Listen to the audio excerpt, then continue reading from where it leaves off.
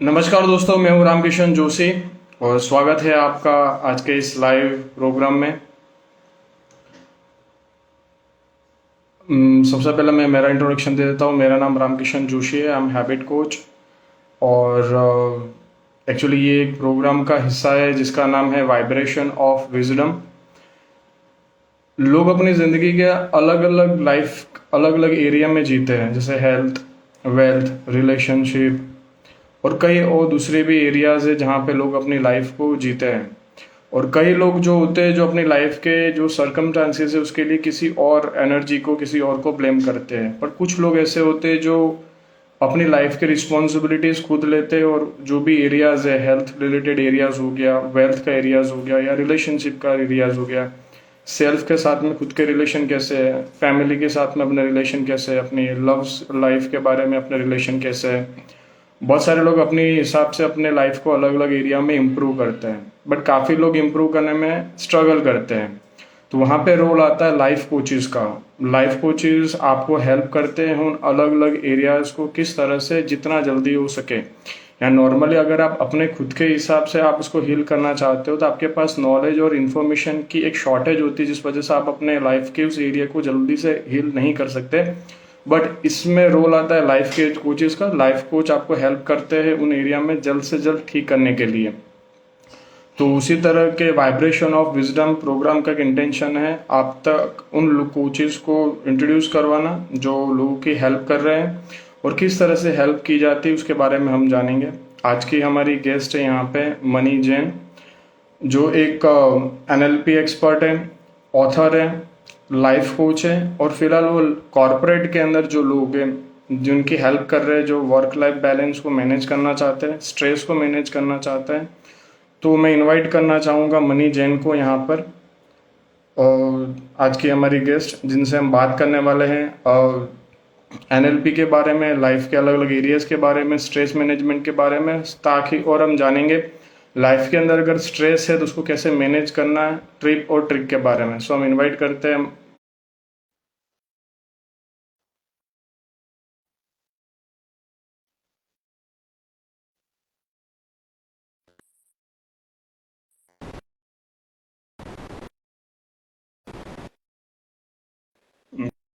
Just a minute wait.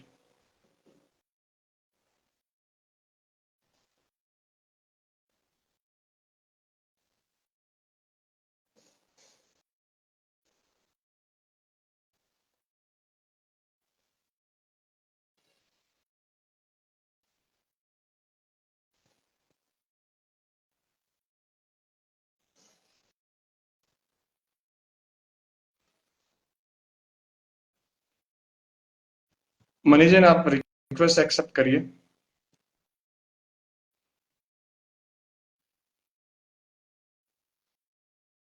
शायद कुछ technical issues है। Just a minute.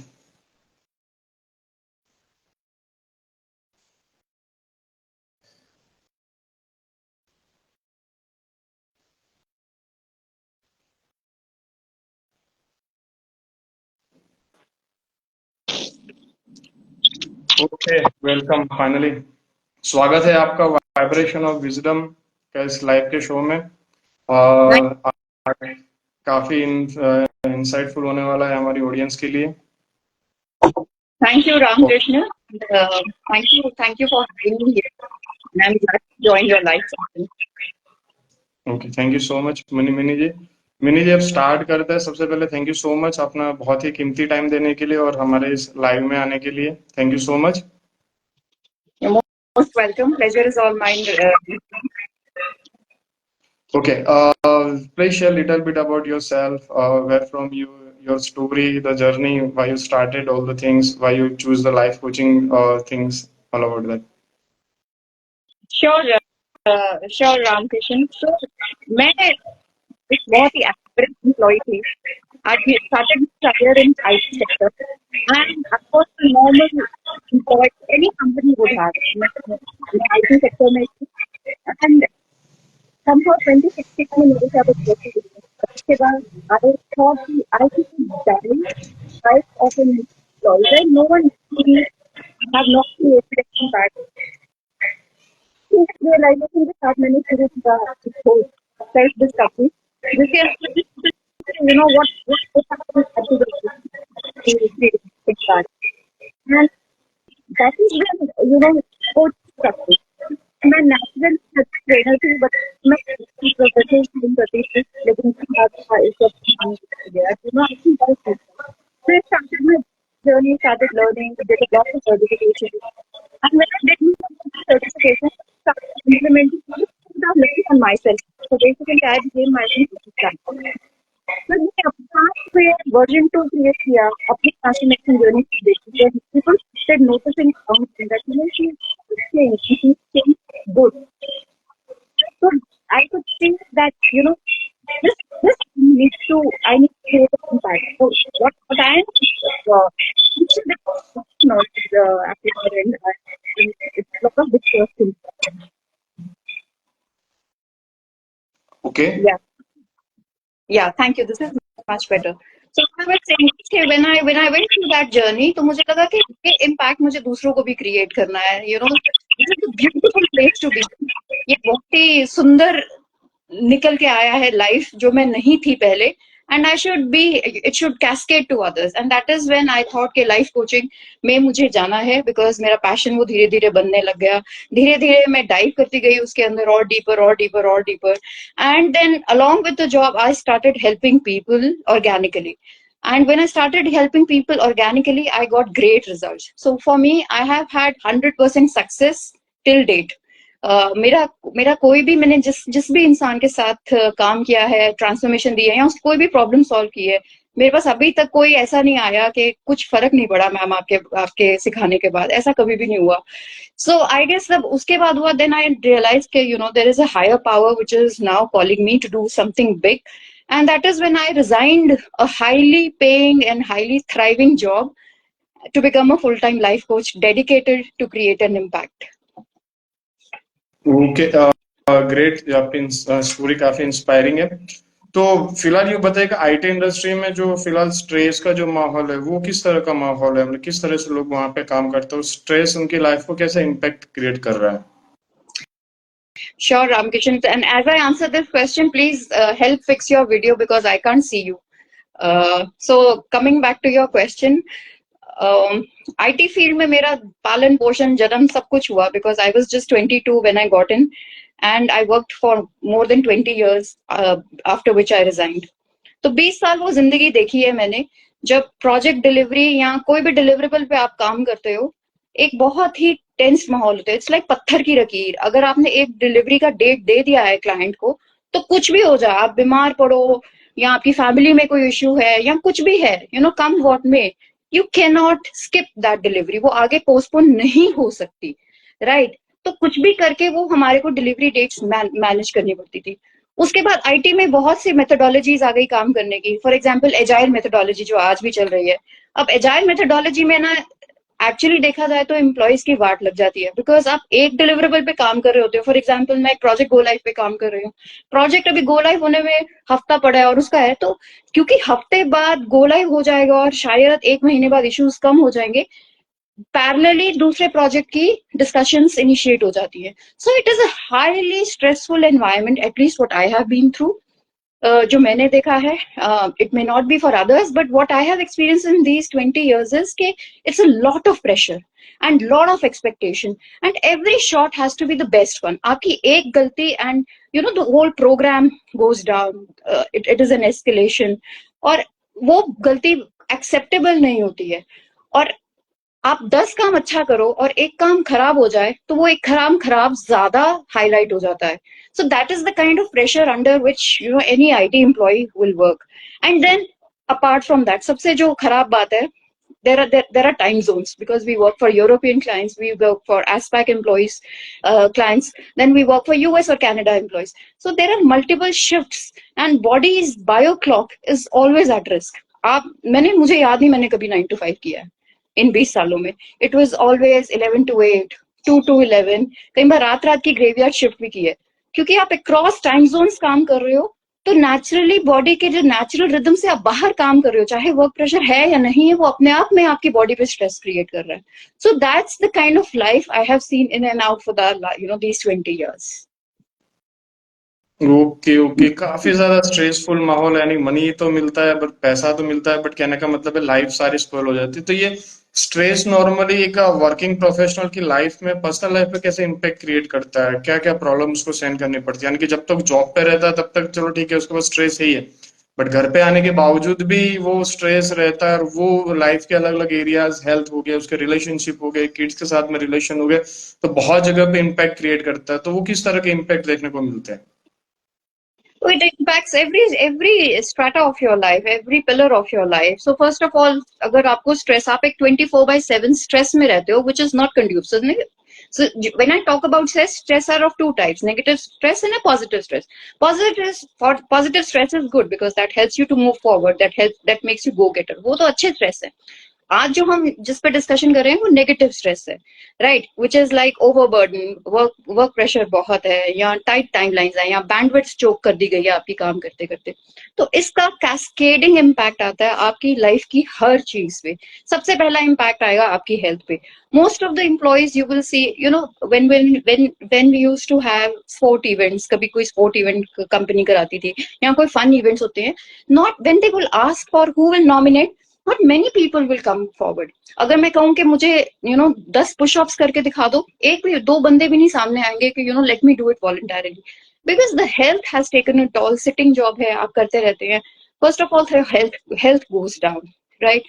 Second is your relationship with your family is also compromised, because कहीं ना कहीं, if wife is homemaker, then still, she is there for the kids. But if even wife is working, then kids have to deal a lot on their own, right? I was in that phase मैंने वो जिंदगी जी है where 2 of us are working, and बच्चों के लिए दिन के 2 घंटे भी अगर हम निकालते थे तो वो लग्जरी निकल लगता था.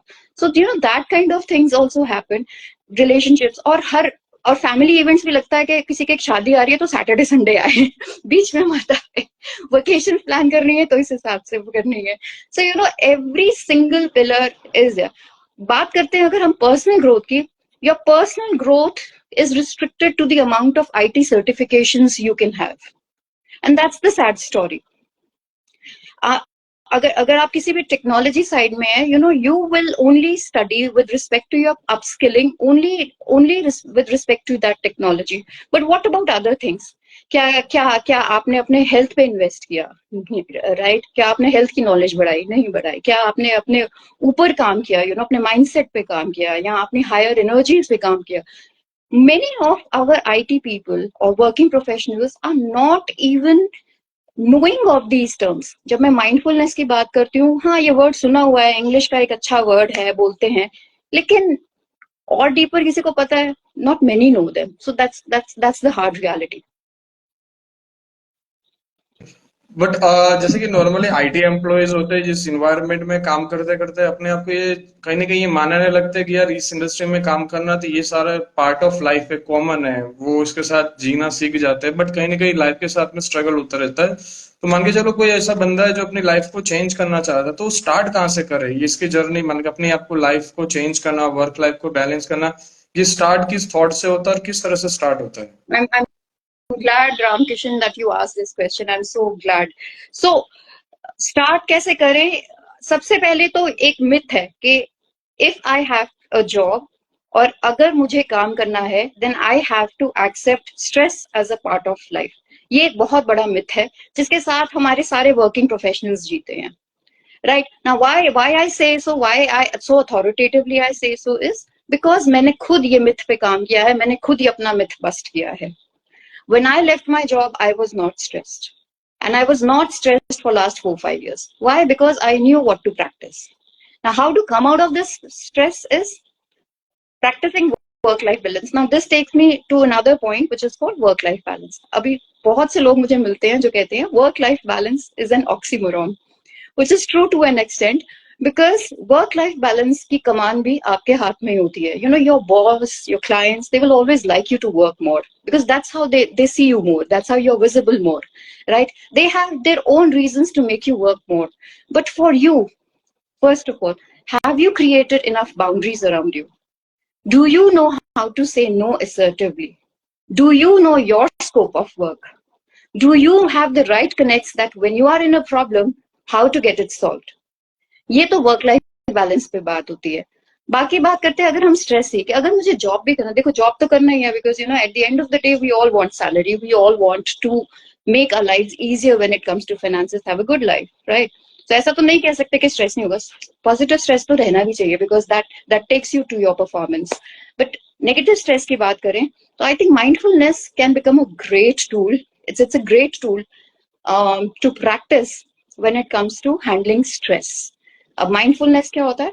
वह माइंडफुलनेस की इजीएस्ट डेफिनेशन है being aware of living in the moment. Living in the moment का मतलब ये है रामकृष्ण, फॉर एग्जाम्पल मैं आपसे बात कर रही हूँ तो इस टाइम इस मोमेंट में मैं क्या फील कर रही हूँ? I am feeling maybe joyous, I am feeling excited, I am feeling kind of orator, जिसकी बात लोग सुनना चाहते हैं. तो क्या हम ये माइंडफुलनेस जब स्ट्रेसफुल सिचुएशन होती है तब प्रैक्टिस कर सकते हैं? बिल्कुल कर सकते हैं. इजी तरीके हैं. अपने ट्रिगर्स पहचानो. हर इंसान के ट्रिगर्स अलग अलग होते हैं. तो फॉर एग्जाम्पल मैं पर्सनली बात करूं, मैं जब स्ट्रेस में होती हूँ आई स्टार्ट बिंजिंग मोर. मैं खाना ज्यादा कर देती हूँ, मेरी डाइट बढ़ जाती है, इनटेक बढ़ जाता है, राइट? तो मुझे पता है मेरा ये ट्रिगर है. आपका ट्रिगर क्या है? आपको आपकी डाइट या तो कम हो जाएगी, या हाथों में स्वेट आता है, या किसी को गुस्सा बहुत तेज आता है, या किसी का बात करने का ही नहीं मन करता, चुप रहता है. तो एज अ पर्सन क्या आप पहचान सकते हैं आपके ट्रिगर्स क्या हैं? जैसे आपके ट्रिगर्स, जैसी समस्या वैसा हल. आपका ट्रिगर क्या है? फॉर एग्जाम्पल अगर मैं अपनी बात करूं, मेरा ट्रिगर है कि मैं खाने की तरफ बढ़ती हूँ. मुझे खाना बिंज ईटिंग करना पसंद आता है जब मैं स्ट्रेस में होती हूँ. तो मेरे लिए क्या एक रामबाण बनता है कि when I move towards that piece of biscuit, bhujia, जो भी मेरे हाथ में आता है, before picking that up, I count till 5. 1, 2, 3, 4, 5. And then I ask myself, do I really want to pick up this bhujia? If the answer is no, I go back. And if the answer is yes, I still have it. Similarly, अगर आपको गुस्सा तेज आता है तो breathing एक बहुत अच्छी technique है गुस्से को नीचे लाने के लिए. जैसे ही गुस्सा, take deep breath in and out, do it 5 times और आपका स्ट्रेस भी कम हो जाएगा, राइट? इसके अलावा आपको ऐसे ऐसे आपके कितने सारे ट्रिगर्स हैं. कई बार होता है कि आप अपने अंदर ही रहना चाहते हैं, एक्सप्रेस नहीं करना चाहते. ठीक है, किसी को मत एक्सप्रेस करो, लिख तो सकते हो. At least write down. That writing down will act as a therapy and will break that pattern for that stress. So I hope I've given enough examples, Ramkishan. Okay, thank you so much for giving the examples, क्योंकि काफी सारे example काफी ज्यादा मायने रखते हैं. But question फिलहाल यही है कि जैसे कि मान के चलो आईटी एम्प्लॉयज को स्ट्रेस है, वो पार्ट का एक लाइफ मान चुके हैं, तो जॉब छोड़ना तो ऑप्शन नहीं हो सकता क्योंकि फाइनेंसिस को रनिंग करना है. और जैसे आपने बताया कि जैसे रनिंग के अंदर डे ऑफिस टाइम पे हो गया या फिर घर टाइम पे हुआ, जब भी स्ट्रेस में आप फील करते हो तो कोई ना कोई ट्रिगर्स आपका जो ट्रिगर करता है, तो हम उस ट्रिगर को रोक सकते हैं. ठीक है. बट माइंडफुलनेस के बारे में बताएं. माइंडफुलनेस के मेडिटेशन टाइप कुछ है जो डेली प्रैक्टिस करना पड़ता है, या फिर जैसे कि मान के चलो आप ये एक्शन जो ले पर, जैसे आपने स्ट्रेस के बारे, जैसे कि आपने बताया कि चलो जैसे कि आपको क्रेविंग हो रही है, आपने कुछ खाने का स्टार्ट किया, और तो आप एक अवेयरनेस वाले स्टेट में आए, फिर 5 4 3 2 1 नेगेटिव आपने माइनस काउंट किया, तो आपको समझ में okay, then you able to take decision, because हाँ, ये लेना है नहीं लेना. तो बहुत सारे लोग क्या करते हैं कि ये सिस्टम वो बाय बाय डिफॉल्ट आता ही नहीं, ऑटोमेटिक होता है, जाके सीधा वो लोग खाना स्टार्ट कर देते हैं. तो माइंडफुलनेस प्रैक्टिस करने के लिए स्टार्ट कहाँ से होता है, मतलब एग्जैक्टली किस तरह से चालू किया जाता है इसको? इसके बारे में कुछ बताइए. माइंडफुलनेस एक्चुअल में है क्या, और ये स्टार्ट कब करना है, और इससे एग्जैक्टली क्या बेनिफिट होंगे? मेल रॉबिन्स का ना एक YouTube वीडियो है कि motivation book, something of that sort. She says motivation कुछ होता ही नहीं है. It's everything in your life you build as a matter of discipline. आपको उस चीज की आदत डालनी पड़ती है, राइट? माइंडफुलनेस भी एक हैबिट है, उसकी हैबिट बनानी पड़ती है. It is just taking your state of mind to more aware, be more aware of what you're feeling inside, what is the environment around you. Simple चीज अगर आप शुरू बिल्कुल एक बच्चे की तरह, एक बिगिनर की तरह माइंडफुलनेस को शुरू करना चाहते हैं, तो आसपास देखिए 5 कौन सी चीज आपको दिख रही है, नोट कीजिए। 1 2 3 4 5, इससे पहले आपने नहीं देखा था। 4 ऐसी कौन सी साउंड्स हैं जो आपको सुन रही हैं इस कमरे में? अभी मुझे एसी की आवाज आ रही है, पंखे की आ रही है, बाहर से ट्रैफिक की आ रही है, घर में पीछे से टीवी की आ रही है। सो ऐसी क्या 4 साउंड्स हैं, राइट? 3 चीजें ऐसी मुझे जो मैं टेस्ट कर सकती हूँ, दिख रही हैं जो टेस्ट कर सकती हूँ, कुछ मीठा कुछ नमकीन, right? And then 1 breath. So there is 5 4 3 2 1 grounding rule जो एकदम से आपको शुरू कर सकता है, जहां से आप माइंडफुलनेस इज किसी एक चीज पे कॉन्सेंट्रेट करके उसे 2 सेकंड का वक्त दें, उसे टाइम दे, ताकि वो आपकी अवेयरनेस में आए। आप ऐसे शुरू कर सकते हैं। वो चीज कैसे भी हो सकती है। आप नहा रहे हैं तो अंडरस्टैंड कीजिए माइंडफुलनेस कि ये पानी का टेम्परेचर कैसा है, how does your skin feel when the water goes on your skin, पानी आप कितना लेते हैं नहाते वक्त। ऐसे कुछ कुछ चीजें, अभी शायद कई लोगों को ये चीजें स्टूपिड लग रही होंगी, but this kind of things really helps. Now when you do such things, it's just not about mindfulness, it will help you improve your focus and your concentration. ये उसके साइड इफेक्ट्स है, ये side effects मतलब positive side effects है, ये उसके by products है mindfulness practice करने के। So when you start practicing things like just bringing your awareness to something probably which is very immaterial in your surrounding and giving your 2 3 seconds to it, your concentration and focus also improves. So that's how you can start. Okay, let's means stress is negative state बोल सकते हो आपको यहाँ पे, जहां पर आप resourceful state में नहीं हो। तो जब आप स्ट्रेस में होते हो तो ये बॉडी जैसे हार्मोन रिलीज करता है, कॉर्टिसोल रिलीज होता है, और बॉडी के अंदर जो थॉट्स आते हैं या फिर वो नेगेटिव इमोशंस आते हैं, आप अपने आप को परेशान फील करते हो, और जो आपके डिसीजन होते हैं मतलब आप विक्टिम की स्टेट में आप मानते हो। बट माइंडफुल प्रैक्टिस करने से आप करंटली एक प्रेजेंट मोमेंट में आते हो वापस, और आप बोलते हो ये इमोशंस को मुझे ही हैंडल करना है। और उस प्रेजेंट मोमेंट में आने के लिए जैसे कि आपने बताया आसपास की जो 5 सेंसेस है उनको यूज करो, एयर को, टेक्सचर को महसूस करो, चीजों को देखो, 4 5 चीजों को महसूस करो, स्मेल के सुगंध कैसी आ रही है आसपास की उसको महसूस करो। तो हम 5 सेंसेस से डेटा लेना स्टार्ट करते तो हम लोग करंट सिचुएशन में आ जाते हैं, और देन हम कुछ भी चीज डिसाइड करते तो उसमें स्ट्रेस लेवल डाउन होके हम वापस नॉर्मल लेवल में काम हो जाते हैं। That's the benefit of mindfulness. Okay, great. तो ऑलरेडी आपने 2 टेक्निक तो बताई दी कि जैसे ग्राउंड में आने के लिए negative count 5 4 3 2 1, what ever situation you have, आप ये काउंट करके भी आप प्रेजेंट मोमेंट में आ सकते हो। दूसरी ट्रिक आपने बताई का अवेयरनेस, यानी अपने आप को जब भी आपको स्ट्रेस फील हो रहा है और आपको डिसीजन लेने में समझ में नहीं आ रहा क्या डिसीजन ले, कंफ्यूज है, ब्रेन फोग है, तो जस्ट बैठिए या फिर खड़े रहिए और आसपास की जो भी चीजें उसको ऑब्जर्व करना चालू करिए। 5 सेंसेस देख सकते हैं आप, सुन सकते हो, स्मेल ले सकते हो, तो आप वापस ग्राउंड में। 2 ट्रिक आपने बताई, एक ट्रिक कोई भी और शेयर करिए किस तरह से हम अपने आप को प्रेजेंट मोमेंट में ला सकते हैं। एक बहुत ही इंटरेस्टिंग चीज है that if ever you want to change psychologically, the immediate way to change is through physiological way. ठीक है, मतलब आप अपने फिजियोलॉजिकल मैटर को चेंज करके अपनी साइकोलॉजी बदल सकते हैं, which means body movement. What I'm saying is body movement. So for example, for now we are talking about stress. So if you're stressed out and you realize that you are stressed out, पहले तो बहुत से लोगों को समझ भी नहीं आता कि वो स्ट्रेस में है, but the good thing is if you know that you are stressed out and you need help, you come to your own rescue, right? You come to your own rescue. How? अपनी body change करो, body की movement करो. So for example, you're sitting on a laptop, just get up, shake your body, अपनी टांगे खोलो, लाते खोलो, और कुछ भी करो जो आपको पसंद है. You want to listen to a music, take a break, listen to the music. You want to play with your child, go and do that. You want to go for a 15-minute walk, do that. You want to dance. You want to run. But do something with your body कि वो stress side पे हो जाए. Why? Because you want to distract your stress.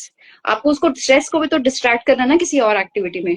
And distraction is not always negative. Sometimes you need to use distraction positively for yourself. And this is a very good case of using distraction. When you have a brain fog here, it's great to create a distraction through your body movement so that your cortisol understands, oh God, this is really not stress. I must go back.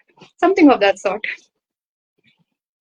Okay, great great trick. तो means normally जैसे हम stress out होते हैं तो हमारे physiology जैसे कि sir झुक जाता है, बॉडी पूरा डाउन हो जाता है, हम लो फील करना चालू करते हैं, और जैसे हम लोग स्ट्रेस से बाहर आना चाहते हैं हम हमारे फिजियोलॉजी चेंज करते हैं, बैक स्ट्रेट कर दो, फेस को अप कर दो, हल्का सा स्माइल करो। We can use some affirmation also that वो चीज भी हमको थोड़ा सा मोटिवेट करती है। और हमारे, लेकिन आज के टाइम के अंदर बहुत सारे लोगों को ये कुछ हैबिट्स देखी गई है कि लोग जैसे स्ट्रेस फील करते हैं, ब्रेन फोक आता है, they go to mobile and scrolling the reels and something that, और वो चीज को स्क्रॉल करते करते काफी टाइम तक स्क्रॉल करते रहते हैं, वो एक्चुअली वर्कलोड, प्रेशर, स्ट्रेस को अवॉइड करने के लिए। और फिर काफी टाइम स्क्रॉल करने के बाद देखो back go to an guilt mode कि यार हमने बहुत सारा टाइम स्पेंड कर दिया। तो वो चीज से बेटर है कि ठीक है हम फिजियोलॉजी ठीक करके, जैसे आपने बताया वॉक करना हो गया, या फिर लिसनिंग म्यूजिक, वॉक, थोड़ी लाइट एक्सरसाइज, दैट वो काफी ज्यादा बेनिफिट देगी लोगों को। Okay, Yeah. ग्रेट। और This- I mean, sadly, social media was meant to be used. Abhi kya situation hai? Social media is using us, so it's the other way around. And many of people whom I speak to, उनको मैं पूछती हूँ रात को सोने से पहले क्या करते हो अनवाइंड करने के लिए, तो 10 में से 8 लोगों का जवाब होता है इंस्टा की रील्स देख के सोते हैं। So that's the sad story. Yeah. Okay, आप neuro linguistic programming NLP expert भी हो, तो काफी सारी ऑडियंस है जिनके पास अभी फिलहाल एनएलपी की नॉलेज नहीं है, तो आपके अकॉर्डिंग एनएलपी क्या है और किस तरह से लोगों की हेल्प करती है, उसके बारे में थोड़ा सा बताइए। NLP, जब मैं न्यूक्लियर प्रोग्रामिंग ये 3 शब्द बोलती हूँ तो लोग थोड़े ना कई बार इंटिमिडेट भी हो जाते हैं, अरे ये क्या चीज है, मतलब समझ नहीं आई।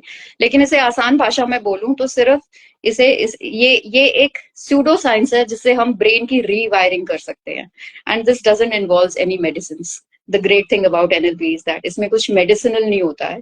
It is everything is done which is stored here, subconscious level पे जाके आपको ठीक किया जाता है। सो विच मीन्स के वी आर अ प्रोडक्ट, हम आज जो भी हैं, we are a product of our bringing up, we are a product of our environment, our culture, our parents, our society, our school. So बचपन से लेके आज तक इतना ज्यादा डेटा हमारे अंदर जा चुका है कि हमारे पैटर्न्स बन चुके हैं, and patterns are like folders, जैसे हम अपने सिस्टम पे फोल्डर्स बनाते हैं। जैसे अगर मेरे पास 10 पिक्चर्स हैं, लेट से मैं कहीं नैनीताल गई घूमने और मेरे मेरे वहां की 10 पिक्चर्स हैं, तो ऑब्वियसली 10 पिक्चर्स मैं डेस्कटॉप पे फैला के नहीं रखूंगी। I will create a folder Nainital and put them all together. Similarly, patterns in our brains are like folders, right? Folders which we have. And why our mind creates them is because it is easy for decision making. हम दिन में 10,000 के करीब decisions लेते हैं।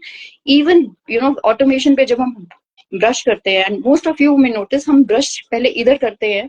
एक pattern है हमारा ब्रशिंग का, पहले हम इधर करेंगे फिर हम इधर जाएंगे। Our finger will not go this side, brush will never go this side first, it's always this side first, right? So एक पैटर्न है। ये भी हमने अपने माइंड को ट्रेन किया है इस तरह काम करने के लिए, ताकि मुझे रोज ये डिसीजन ना लेना पड़े कि आज ब्रश कैसे करना है, राइट? ऐसे कितने छोटी छोटी चीजें हैं जो हम अपने माइंड को शुरू से ट्रेन करते हैं। And along with that the mind gets trained with thoughts, feelings, your emotions, right? And what you have experienced in your life, ये सब चीजों का जो ताना बाना कॉम्प्लेक्स है, इससे पैटर्न्स बनते हैं। अब आप हो सकता है किसी चीज को लेके रिजिड है या एक ओपिनियन बना के रह चुके हैं। For example, stereotyping some people from some place के, ये लोग तो ऐसे ही होते हैं। वो पैटर्न इसलिए बन गया क्योंकि शायद बचपन से लेके आज तक मुझे 3-4 लोग उस जगह के मिले जिन्होंने उस तरह परफॉर्म किया था, उस तरह के बिहेवियर्स दिखाए गए। तो मैंने अपने ब्रेन को क्या बता दिया सबकॉन्शियसली, इस जगह के लोग तो होते ही ऐसे हैं, तो एक मेरे ब्रेन में फोल्डर बन गया। बट क्या ये जरूरी है? Are all people? No, not all, right? There are always exceptions. But इस पैटर्न को कैसे तोड़े? That is where techniques from NLP come handy. आपके पैटर्न्स और आपकी एज ओल्ड बिलीफ सिस्टम, आपकी फियर्स, एंजाइटीज, फोबियाज, आपके emotional baggages, guilt, shame, hurt, I mean you can go on and on. आप कितना भी, और एडिक्शन, कुछ भी सोच सकते हैं जो अनरिसोर्सफुल है, उसको हेल्प करती है एनएलपी आपको वहां से निकालने में। Okay, great. जैसे अगर मोटा मोटी अगर इसको अच्छे से समझने जाए तो जैसे मान के चलते हैं कि जैसे कि हमारी लाइफ जिस तरह से आगे बढ़ती रहती है, वैसे वैसे हम एक्सपीरियंस को एज अ फोल्डर की तरह हम स्टोर करते हैं, और पर्टिकुलर लाइफ में कोई भी सिचुएशन आती है तो हम डायरेक्टली उस फोल्डर को ओपन करके उसमें जो एक्सपीरियंस करते हैं उसके अकॉर्डिंग बिहेव करते हैं। और लाइफ के अंदर ऐसी कुछ चीजें जो हम करना चाह रहे हैं कॉन्शियसली बट नहीं हो पा रही क्योंकि हमारे पैटर्न में एक्सपीरियंस कुछ गलत पड़े हुए हैं, तो उन एक्सपीरियंस को हम एनएलपी के थ्रू चेंज कर सकते हैं और लाइफ के अंदर नए आउटकम हम क्रिएट कर सकते हैं। जैसे कि आप बता रहे हो, तो बहुत सारे लोगों को कैमरा फियर्स होता है या फिर वीडियोस बनाने इंस्टाग्राम के ऊपर या फिर कंटेंट क्रिएट करना है, तो जब वो कंटेंट क्रिएट करने जाते हैं वीडियोस बनाते हैं और वीडियोस बनाने के बाद देखने के बाद डिलीट कर देते हैं और वो अपलोड नहीं करते, तो कहीं ना कहीं उनके माइंड के अंदर बहुत सारे ऐसे यूट्यूबर्स या फिर कंटेंट क्रिएटर के बहुत अच्छे अच्छे वीडियोस उनके माइंड के अंदर रजिस्टर्ड कर रखे होते हैं, नहीं एक्चुअल में वीडियोस इस तरह से होता है, और जब वो अपने वीडियो को उसके साथ कंपेयर करते हैं तो उनको लगता है नहीं यार ये वीडियो अच्छा नहीं है, इसीलिए वो चीज को डिलीट कर देते हैं। लेकिन कहीं ना कहीं स्टोरी यही कि स्टार्ट फ्रीक्वेंसी से होता है, धीमे धीमे क्वालिटी इंप्रूव होती जाती है। तो एनएलपी के थ्रू उनके चीजों को समझना और उस एक्सपीरियंस को डिलीट करके अपने वाले एक्सपीरियंस को अच्छे से करना, ये चीज हम एनएलपी की टेक्निक के थ्रू कर सकते हैं। M I right something? Absolutely, 100% Ramkishan. In this example, particular example of video fear, आप camera fears की जो बात कर रहे हैं, these people are those people who have fear of being judged. ठीक है, लोग मेरे बारे में, वो कहते हैं ना, सबसे बड़ा रोग क्या कहेंगे लोग। So ये कुछ वैसा सिनेरियो है, बिकॉज मैं खुद अपने आप को ऐसा, अरे ये लोगों को पसंद आए, अरे इसमें मेरे बाल ठीक नहीं है, अच्छा मेरा मेकअप ठीक नहीं है, अरे मेरा एक ग्लिच हो गया, मैंने एक वर्ड की प्रोनाउंसिएशन खराब कर दी तो ये वीडियो खराब है। So there is so much going on because you want to, आप अपने इमेज बेस्ट देना चाहते हैं वर्ल्ड को, और उस चक्कर में you develop that camera fair, you do that with yourself over and over again, and then a pattern creates in your mind कि यार मैं कैमरा वीडियो रिकॉर्ड करने के काबिल ही नहीं हूँ। So this is a very interesting example, और आजकल तो ये बहुत कॉमन भी है। राइट राइट, ठीक है, thank you so much sharing more information. Last हम बात करेंगे, you are author also, could you tell something about your book और सम कंटेंट अबाउट बुक, क्या है उसके बारे में थोड़ा सा और बताइए। Yeah, thanks, Ramkishan. So this is one designation I associate myself proudly with, that I'm an author. और मैं ऑथर उस जमाने में बनी जब चैट जीपीटी नहीं आया था, तो ये मेरी बुक है, one notch up. So this book literally I wrote and nothing from chat GPT because उस जमाने में था ही नहीं, 2021 में ये रिलीज हुई थी। So this book is all about personal branding, where there are 8 to 9 chapters and one chapter builds on the other. So अगर एक इंसान को एक ब्रांड बनना है तो वो कहाँ से शुरू करे, कैसे जर्नी ले, उसकी सेल्फ डिस्कवरी कैसी होगी, उसको अपने लोगों से, जो उसकी टारगेट ऑडियंस है, उनसे कैसे जुड़ना है, कैसे बात करनी है, और कैसे दिखना है, कैसे अपना सोशल मीडिया पे जाना है। It's so the complete journey and step by step journey everyone should take. जो परसीव करता है यार I want to become a personal brand, ये उसके लिए किताब है। And yeah, I mean, I think it's an interesting read and I'm really proud of what I've created. मतलब कि बहुत ही, कहने का मतलब जो टॉपिक आज के टाइम के अंदर बहुत लोग एक पर्सनल ब्रांड की तरह अपने लाइफ में आगे बढ़ रहे हैं, बट कहीं ना कहीं सरकमस्टेंसेस उनके साथ में आने के बाद कंपैरिजन जजमेंट जो उनको रोकता है, तो शायद ये बुक के अंदर वो सारी चीजें, टूल्स और ट्रिक बता रखी होगी आपने, ताकि कैसे अपने आप को ठीक करना और किस तरह से एक राइट डायरेक्शन में आगे बढ़ते हुए पर्सनल ब्रांड को अचीव करना है। Absolutely. Okay okay okay, great, thank you so much money ji. लास्ट में एक सिंपल सा क्वेश्चन और है आपके लिए, का आपका जो इंस्टाग्राम, आप फेसबुक पे आपकी एडवर्टाइजमेंट लाइव हो रखी है, आप लोगों की काफी हेल्प करते हो, तो आपका प्रोग्राम क्या, लोग आपके प्रोग्राम में क्या बेनिफिट ले सकते हैं, और आपके प्रोग्राम को अगर वो ज्वाइन करना चाहते हो तो किस तरह से कर सकते हैं, उसके बारे में थोड़ा सा इन्फॉर्मेशन दे दीजिए हमारी ऑडियंस के लिए। Sure, Ram. So, मेरा प्रोग्राम about working professionals, वो जिंदगी मेरी ही थी जिंदगी, तो मुझे पता है वहां पर क्या दिक्कतें हैं, तो इसीलिए I really want to help working professionals. Now what I want to help them with, I want to help them with a lot of things, stress and anxiety obviously to start with, but ultimately how to not be distracted, how to be more productive, how to be not job insecure, how to demand hikes or how to have career shifts, अपना mindset उससे related कैसे हम shift कर सकते हैं, and how to create fulfilling relationships within your family and friends is what my program is all about. So